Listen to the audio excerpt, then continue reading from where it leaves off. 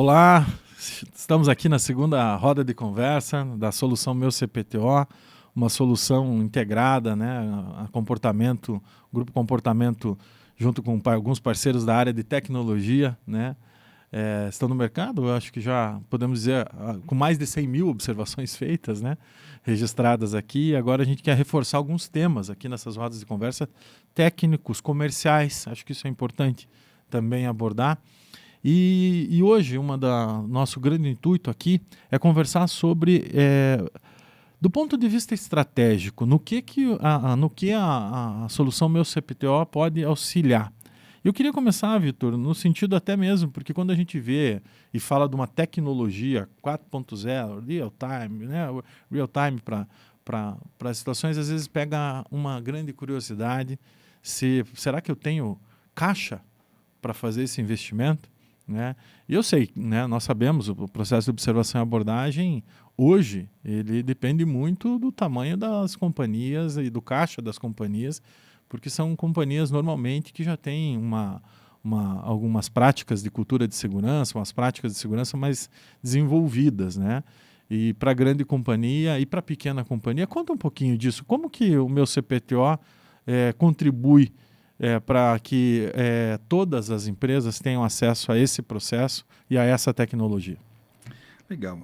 Esse foi um dos pilares, sabe, Odilon? Esse foi um dos pilares para a gente desenvolver esse produto. E até posso te dizer que nós, aqui do lado da tecnologia, a gente bateu cabeça até achar uma solução que pudesse ter escala, uma solução que pudesse chegar lá na frente. Porque seria fácil vir aqui falar: o meu CPTO tem um ótimo custo-benefício. É claro, quanto vale uma vida? O benefício é alguma coisa que não tem preço. Mas eu venho aqui e vou ser mais categórico e vou falar: o meu CPTO tem um ótimo custo. O valor que você faz de investimento, ele é muito pequeno e ele se adapta ao tamanho da empresa. Ele dá para colocar numa empresa grande? Claro que dá para colocar numa empresa grande, e empresa grande, naturalmente, ela tem lá a sua estrutura de segurança, e ela vai ser alguma coisa que vai ser simplesmente colocada e vai sair rodando, porque, naturalmente, uma empresa grande já tem alguns critérios. E quando não tem, o próprio uso da ferramenta vai orientar a ter. Mas ele também é adequado para a empresa pequena, porque, usando o Meu CPTO, a empresa vai conseguir, degrau por degrau, começar a aumentar a sua cultura, começar a aumentar a sua maturidade em segurança. E sem ser um ofensor, o investimento necessário. Então, essa foi uma das premissas que a gente teve. E acredito que a gente tenha conseguido. Confesso, do outro lado aqui, né, a gente olha e fala: mas é só isso? É só isso. Mas sim, a gente tem conseguido ter um sucesso bastante grande para a gente poder apoiar as empresas que estão com essa visão de melhorar a sua cultura de segurança, para que o Meu CPTO seja a ferramenta que vai ser o seu aliado nessa jornada. E trazendo alguns números, assim, quando a gente fala, né, de quem acessa empresas com 15, 20 mil funcionários, nós estamos falando de, às vezes, mais de 1.000 licenças, é isso? Isso. Tem uma conta daquela que a gente faz lá no papel pardo, a gente escreve assim: poxa, para cada 1.000 colaboradores, 1.000 funcionários, o ideal é que você tenha 100 observadores. Essa é uma conta razoável para se fazer. Mas volto a te dizer, sim, a ideia é essa, para que para cada conjunto de 1.000 a gente tenha 100 observadores, mas isso não vai ser um ofensor para quem assina lá o pedido, para quem assina o cheque, como se falava antigamente. Acho que ninguém mais sabe nem o que é cheque hoje. A folha, né, como diz, assinando a folha. E me conta uma coisa, então, lógico, se a gente está falando que nós podemos ter lá 1.000 licenças, 100 licenças, também há a possibilidade de ter 30 licenças, 40 licenças, porque as empresas menores também podem ter acesso a isso. Sim, ele é absolutamente escalável. E o bacana é porque a gente quer ser o parceiro da empresa na medida em que ela cresce também. Então, sim, ela pode começar pequena e vai crescendo junto com a gente, vai adquirindo mais licenças. E os benefícios de trazer a conversa de segurança, os dados da segurança, as questões reais, não as impressões que se tem sobre o comportamento das pessoas, trazer isso para a operação é alguma coisa que é incalculável em relação ao custo que eventualmente o investimento que a empresa vai fazer. E Vitão, nós, né, já tivemos clientes, e agora como que está para a minha empresa que está iniciando na jornada? Ela tem uma possibilidade de... Porque tem níveis de ferramentas, como que é isso? Eu vou dar uma de Polishop. Puxa, vou dar uma de empresa que fala assim, seus problemas acabaram. Com o meu CPTO está tudo resolvido.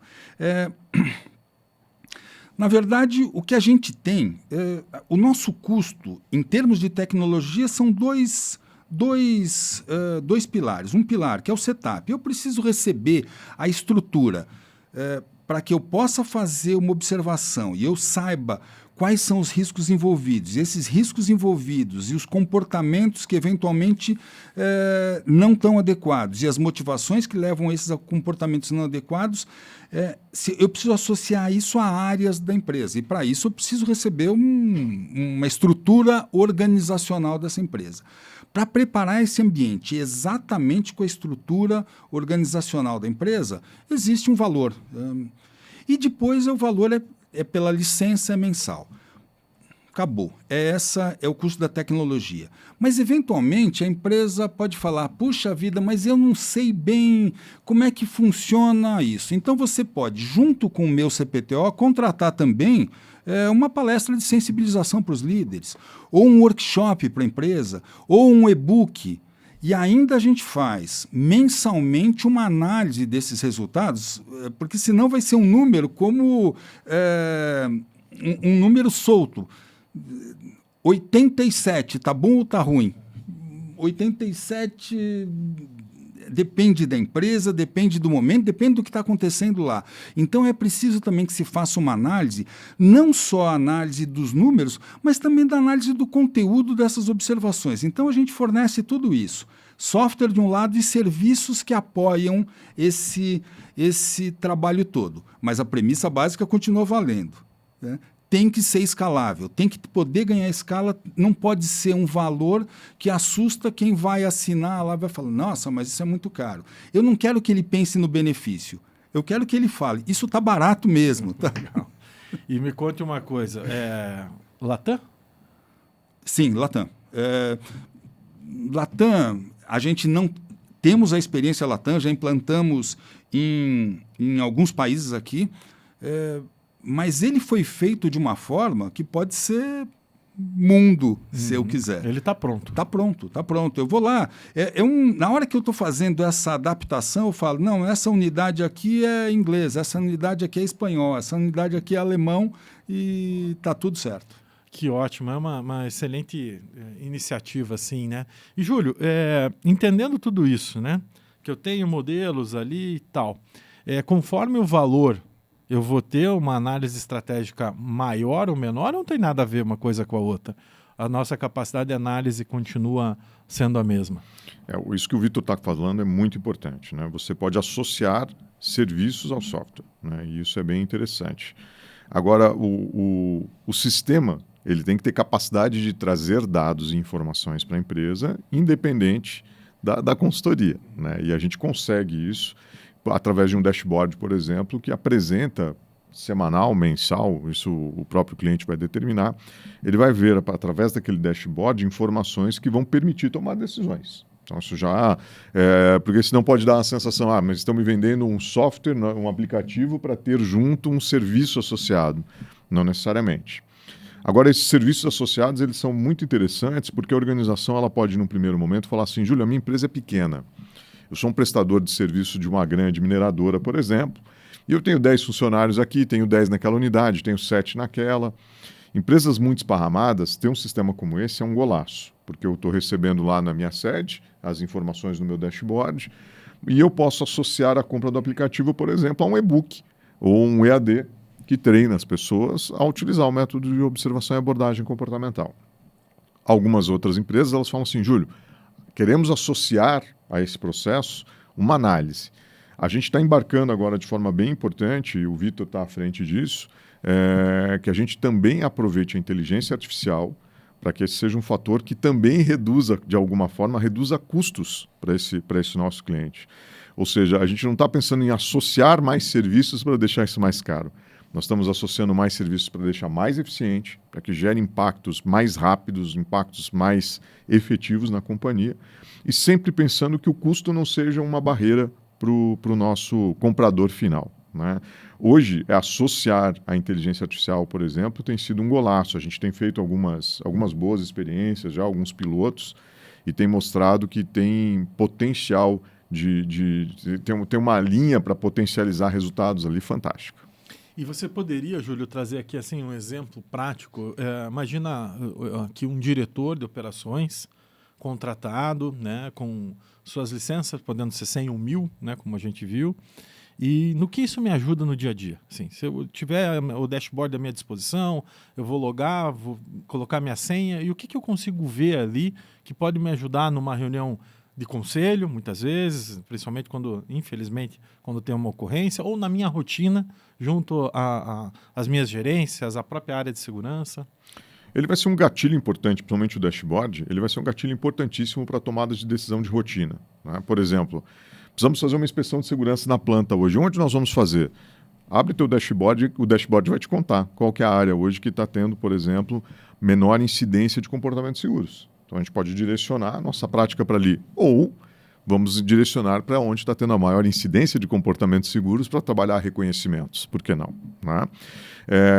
Permite você, através da identificação de ativadores comportamentais, que é um dos aspectos muito importantes desse sistema, a organização fala assim, poxa, eu tenho um altíssimo número aqui de observações que mostram a questão cognitiva relacionada à análise de riscos. Opa, pessoal, vamos tomar uma decisão em relação a reforçar os nossos treinamentos e programas de capacitação para análise de risco, vamos pegar as ferramentas de área, as nossas APRs, e vamos fazer um estudo mais aprofundado para ver se as APRs estão respondendo de forma correta a cada uma das tarefas. Então o dashboard ele começa a direcionar os dados, né? Não o dashboard, mas os dados que saem no dashboard começam a direcionar de forma importante. Vou dar 2 exemplos práticos, Odilon. O dashboard hoje traz um dado que é super curioso. Quando a gente mostra para o cliente, eles dão até risada. Eles mostram a quantidade de observações que são feitas em cada dia do mês. Talvez você olhe para mim e fale assim, mas o que isso agrega de valor? Por exemplo, numa empresa onde você nota pelo mapa de temperatura que a maioria, 80%, como a gente tem visto em alguns casos, 80%, 85% das observações são feitas na última semana, está dando um sinal claro para a gente que a liderança não comprou bem a ideia. Está fazendo observação para cumprir meta, porque a gente deixa para a última semana para fazer tudo.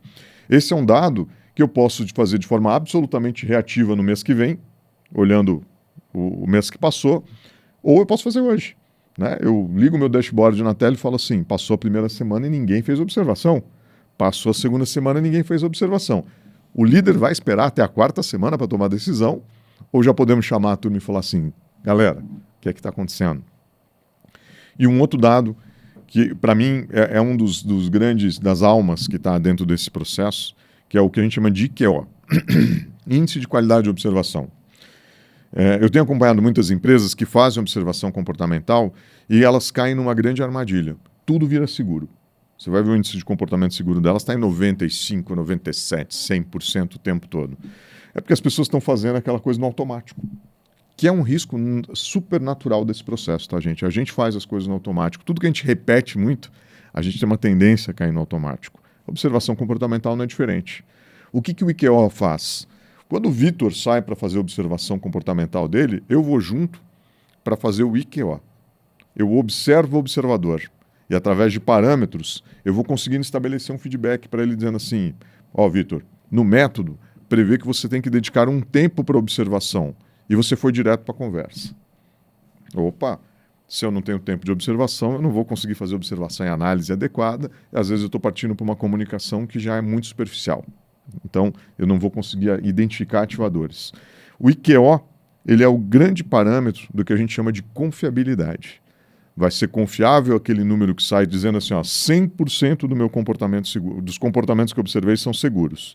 Mas o meu IQO está dizendo assim, 60% das tuas observações estão com problema. Opa! Quando eu gero e analiso esses dois dados em conjunto, porque no fim do dia isso é investimento da companhia, isso é um tempo que eu estou preparando meus líderes, é um tempo de agenda que eles estão disponibilizando. Isso é no fim do dia, é aspecto financeiro que está envolvido também. Por que não? Então a organização pode tomar decisões diferentes. Pessoal, talvez a gente precise diminuir o número de observações de meta, por que não? E vamos dar mais qualidade para elas. Em vez de vocês me entregarem 4 por mês, eu prefiro que vocês me entreguem 2 por mês, mas 2 tops. Vamos fazer um combinado diferente aqui? Então, tudo isso que eu fui dando de exemplos práticos aqui, podem vir a partir do dashboard, podem vir das análises de dados que a gente vai gerar a partir das informações obtidas no aplicativo. Eu fiquei imaginando aqui e escutando, né, desde o início a ideia do custo, do quanto ele é confortável para fazer o investimento, ele não é um inibidor, um ofensor, Vitor. E nessa tua última fala, Júlio, a importância, né, a gente fala, e tem a frase célebre aí do Scott Geller, né, que trabalhar com segurança é uma luta diária contra a natureza humana, e da importância do processo educacional e reeducacional, muitas vezes, né, aplicado em campo. E aí a gente sabe da potência que algumas ferramentas, alguns processos têm, como é o caso da observação e abordagem. Imagina você lá abrindo um dashboard, o diretor, gerente de operação, gerente industrial, e na segunda semana determinada área não fez nenhuma observação e abordagem. E as outras áreas fazendo. E só aí já é um sinal que alguma coisa pode acontecer de errado, né? Mesmo que não ocorreu. Quer dizer, o que está acontecendo que eu tenho uma área, as áreas aqui, 80% das áreas elas estão vindo numa rotina com uma qualidade de observação tal, e essa não está, né? E aquela pergunta que provavelmente um gerente aplicado, proativo, em termos de segurança, vai fazer. Vai esperar o acidente? Você vai esperar a ocorrência? Então, olha a inteligência que o meu CPTO pode trazer para dentro das empresas. É fantástico, né? Fazer essa interface entre investimento e tecnologia e o cuidado com a vida no sentido mais real possível, né? Você monitorar se a empresa está conseguindo gerar os resultados que a gente quer criar uma cultura do cuidado, uma cultura forte em termos de cuidado organizacional. Então aqui a gente encerra a nossa segunda roda de conversa. Obrigado, Odilon. Uma delícia. Um abraço. Valeu.